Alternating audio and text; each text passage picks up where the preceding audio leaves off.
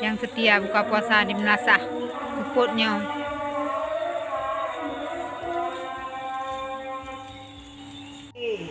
Ini berapa Bu katanya? Sudah mana? Aduh, Bu.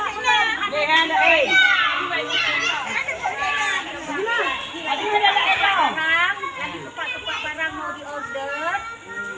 Nek pun dah lanjut apa? Tapi macam order.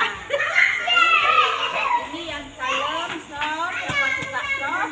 Yang mana ini? Dah bisa. Yang lain. Nah, timbal balik. Nah. Meriah. Meriah itu. Ada kurang. Ada apa ya? Oh, tidak adanya.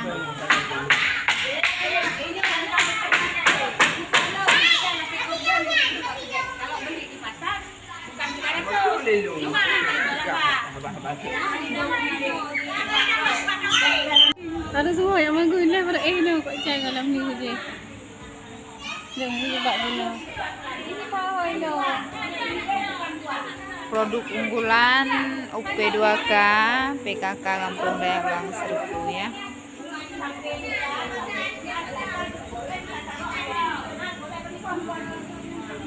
Silahkan diorder.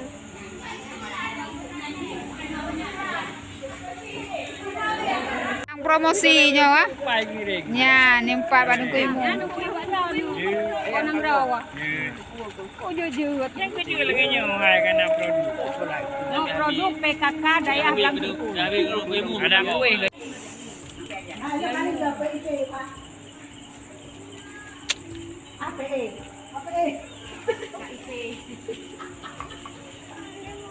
Ya, minum.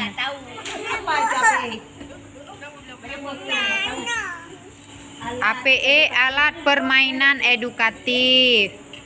APE itu terdiri dari dua, APE kreatif dan APE baku. APE kreatifnya APE terpegak kerode tradisional dari barang-barang bekas.